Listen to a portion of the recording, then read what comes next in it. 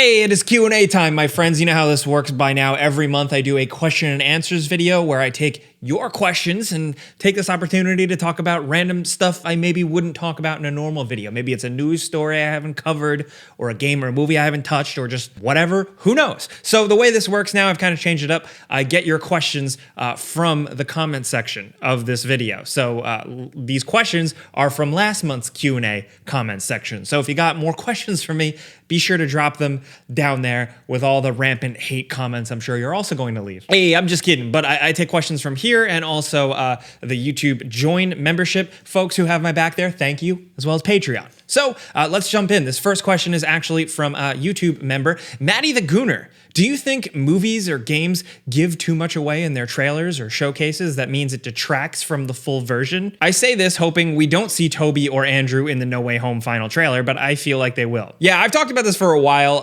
Specifically, if any of you have watched me on Pretty Much It, we used to always talk about how the trailers show everything. Specifically, a lot of Sony movies, they're famous for showing the last shot of the movie in their trailers. I'm gonna make a new prediction now. There's like a Morbius trailer that just came out. The last shot is of him looking like monster Morbius. It looks like the final shot of the movie. So I'm curious to see if they do that once again, because they've done it many times before. But obviously, with the trailer showing too much and spoiling, that's one thing. But what Maddie is hitting on here with things detracting from the full version, I really agree with. Specifically, the discourse, the hype, the expectations, more and more as the internet grows and as everybody becomes like a crazy internet sleuth who just wants to pick apart everything and hype up everything. That machine, that monster just gets bigger and bigger, and I think it sets expectations higher and higher and crazier for movies. No Way Home, that is a perfect example.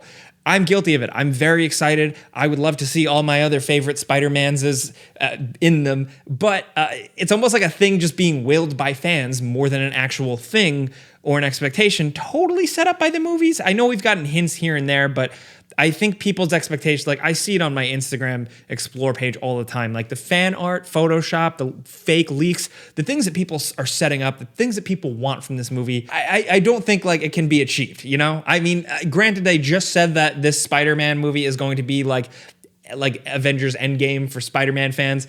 Okay, but still, I think it's better to relax and just have a good time, enjoy the ride, and let's see what happens. Always for Gabe asks, PlayStation consoles have a history of making Slim or Pro versions. What would you want to see in a PS5 Slim/Pro version? So far, after having a PS5 for like a year, and I know a lot of people still haven't gotten their hands on them, so my complaints might bother you, but it's just for fun. I like talking hardware and stuff like that.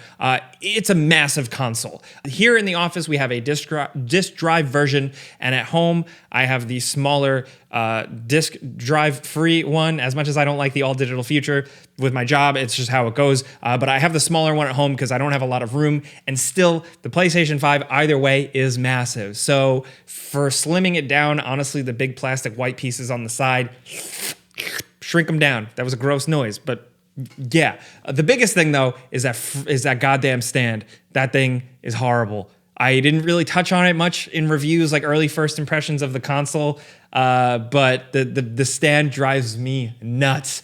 Some people, they never have to touch their console. It's fine. I have to move mine around a little bit here and there. I also just use the front USB port. When I plug something into that front USB port, the stand sometimes, the alignment on it sucks so bad that just by pushing in a USB, the whole thing wobbles. It's just like you have to have it perfectly, and sometimes it doesn't. Again, it's such a minor complaint, but it feels like an afterthought in the design process, and I would like to see that beefed up a wee bit. Otherwise, I don't have any complaints. I think the thermals, I think the sound, I think everything about it is really damn good. Tree52 asks, how do you deal with criticism besides ignoring it? Okay, so a content creator advice lesson thing here. It's hard. It sucks. I'm gonna be like, people say so many things like, you just, you know, but like it, sometimes it sucks. It's really hard. I'm also sensitive.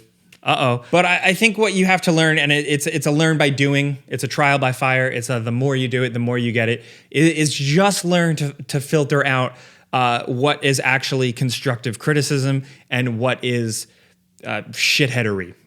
Sometimes it's hard. Some things can be framed as constructive criticism, but still there's still some mean-spiritedness to it. The way I look at it is that I read comments, and it's rough, but I always read the comments. You know, some people say, like, I don't read the comments.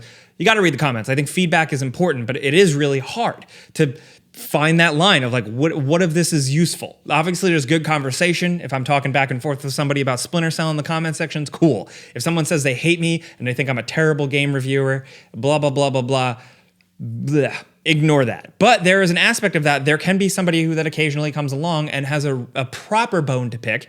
The way I look at it, and I don't know if this is like elitist or anything, but like I feel like your criticism is only valid if you can articulate it properly. I don't mean like if you can't spell, but if you just can explain how you think without being a rampant asshole. So I look for people like that, and honestly, if anything, I appreciate the criticism. Although I will say it's hard to ignore those people. Sometimes I read it and I go, that's right, I do suck. I think a lot of YouTubers like gloss over that, but it is a reality. Rocheman, I'm sorry if I'm getting your name wrong, but longtime backer asks, Book of Boba Fett trailer thoughts? Oh boy. Okay, so I keep my Star Wars stuff simple here, but long story short, the trailer seems cool. I don't know. It's tricky, man. Like, I never really wanted a lot out of Boba Fett because, and again, a lot of the old books made Boba Fett awesome. But on the surface, like on screen, Boba Fett's pretty simple. So they can really kind of give him a character. It's their character. They can do whatever they want with him. I don't necessarily want to watch a show where it's Boba Fett with his helmet off, debating crime boss stuff. It's just not what I pictured for Boba Fett. It's not a good fit. It makes sense, but for me, I'm like, I don't know, you know? Jacob L on Patreon asks, favorite classic New York meal? So you guys know, pizza, blah, blah, blah, blah, blah. We talk about it, but there's a lot of other stuff. And now stop me with a lot of this because New York is a very multicultural place. So I might point out something that I think is a classic New York meal. You might have it by you. So that's how it works. But specifically for me, with New York, Long Island, bacon, egg, and cheese, egg sandwich. Bacon, egg, and cheese, salt, pepper, ketchup is like it. There's something about a New York egg sandwich that is distinct and excellent and simple. It might sound weird, and it might sound like, yeah, whatever, we have that everywhere, but there's something the way they make them here, the way they don't care, the way they're just whipped together. It's excellent. Also, bagels. The bagels here are top tier. It's like bagels and pizza. Specifically, if we want to go more the Jewish variety, bagel with lox, excellent. Just, oh my God, so good. Just thinking about it at 6 o'clock in the afternoon makes me happy. On the other hand, if we want to go like real New York bodega stuff, I am super into a chopped cheese. Chopped cheese is essentially like a bodega hamburger garbage assembly. People can get it kind of whatever they want, but most of the time what it is on a roll, or like what you would call maybe like a hoagie roll or a sub roll or whatever. On a hero roll is what we call it. And you can also get it on like a regular, like a sandwich roll too. It depends. There's so much to it depending on where you go, but it's like hamburger meat, cheese, onions, usually peppers, and then a lot of people just get like lettuce, pickles, ketchup. Sometimes people get ketchup and mayo on it. Like, there's so much you could do with it, and it's such a weird sandwich. It's kind of just like a fucked up hamburger, but it's so good. The Unbannable asks, what's your comfort game? A game that you come back to every couple months or years. For him, it's Borderlands 2. So for me, and I don't want to be a broken record, I may have answered this in the past, but for me, sometimes it's like weird chill out games. I find Civilization games very relaxing. I like sitting there with it on a laptop at a table with a drink late at night and just next turn, next turn, next turn. There's something about it that I really love and I find relaxing. And then in terms of like other games, I usually replay Fable like once a year. The Max Payne games I replay often. The original Metal Gear Solid as well. But like in terms of like real chill games, it's Civ, man. That's what I always go to. Mizzy the Irregular asks, what's an obscure game you loved as a kid that you would like to see again? Mine is Gauntlet Dark Legacy. Oh boy, buckle up. Let's go with PlayStation 1 Heart of Darkness. That's a weird one. How did that game get made? It's like this weird 2D side-scrolling kind of point-and-click platformer adventure with this kid who gets like zapped into this dark dimension. with his little time machine and his little laser gun with his cool dog. And it just gets like really messed up. Like it's very much like, it was kind of like Oddworld where it was very like tight platforming, quick mistakes can just instant death, and it would result in very gruesome deaths for this young child. It was just such a weird game. And I picked it up at Blockbuster and I was like, what is this? And then I played this and I was like, what is this? But bring it back. We need weird stuff like that. Ryan Ekstrom asks, hey Jake, what was your favorite Saturday morning cartoon? Now, I also want to follow this up with Brad from Patreon's question, who says, were you into Gargoyles, the show, as a kid? Yes. Gargoyles, I really loved. Specifically, what I remember about it most is the intro. It's just the most kick-ass thing with the most incredible music. And like a lot of 90s Saturday morning cartoons had intros that just went so hard. Like so many, like Beetlejuice, the cartoon, the intro to that show is just the most insane, wild, awesome ride that I could not believe they put it on television in front of kids. They really go hard. I really loved Freakazoid. I loved Animaniacs. I really liked Looney Tunes stuff, Tiny Toons. But then I also am very much Batman the Animated Series and the original X-Men cartoon, like, shaped me, as well as Spider-Man. Then from there, Batman Beyond is just, Batman Beyond just like did a really good job of like establishing a world, like a future world, and really giving you, really giving Batman fans something while really continuing the language and really translating well from Batman the Animated Series. And really, all those DC animated things were excellent. Superman was excellent. Then we had Static Shock, which is another one that I've talked about before that I really like. And also, just honorable mention to Jackie Chan Adventures. What the hell, man? That was such a good show. What a weird thing to exist. I'm so happy it does. I watched, there's a video on YouTube that breaks down why it was so interesting and how it was made. I'll link that in the description. A friend of mine made it. It's really cool. It's just such a wild show. There were shows based on everything. There was a Men in Black show. There was multiple Ghostbusters shows. There was a Godzilla show. There was a time where it was like every movie that came out, it had at least one season of an animated show. It was nuts. Shoff29 asks, Jake, you have to take the place of a mummy character during their death scene. Ooh, this is like a fun game. Suck dry like one of the Americans, pressurized salt acid like the Diggers, swarmed by the obedient Egyptians like the Good Doctor, going down in a blaze of glory like Winston, ate by scarabs, like it goes on and on. I actually want to jump to The Mummy Returns, which I don't like as much as The Mummy. The Mummy is a defining movie in my life, like for a lot of people, but I've been banging this drum for a while. This is like a trend now, but with The Mummy Returns, though, I would want to die like the Scorpion King, because that scene, when Rick, like maybe we can show some of it here, like when Rick gets the spear and like he falls and he catches the Scorpion King on the spear and he gets him. And then there's the wide shot of him over the pit with him stabbed. And then Imhotep walks into frame on his knees and goes, "Nai!" And I just think that's the funniest goddamn thing. Something about the way it's shot, the way he walks in, it is so funny, dude. I have not stopped thinking about it since I saw the movie. And I reference it with my friends all the time. So I basically would want to die like the Scorpion King. I want Imhotep to come in and go, "Nai!" when I die. I hope that happens in real life for me. Amir asks, what are your thoughts on movies or TV shows about games like Free Guy or Ready Player One or Mythic Quest?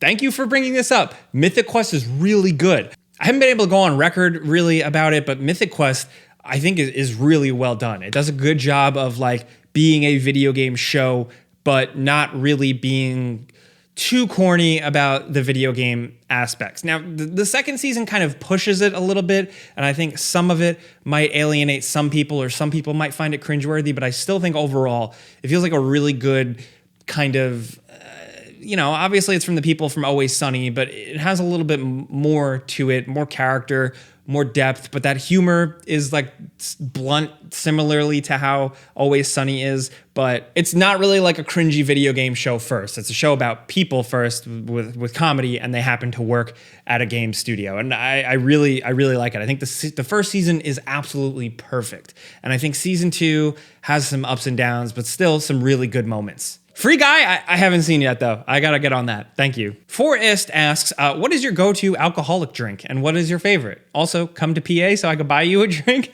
Well, hey, cheers, man.